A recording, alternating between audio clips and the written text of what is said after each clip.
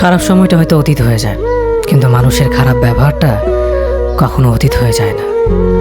শুধু নিজে থেকে কথা বলা বন্ধ করে দেখো, দেখবে অনেক আপনজন বড় হয়ে যাবে।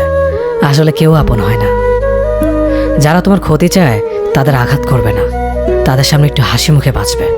দেখবে তুমি আঘাত করলে যা কষ্ট পেত, ওরা তার থেকেও বেশি কষ্ট পাবে।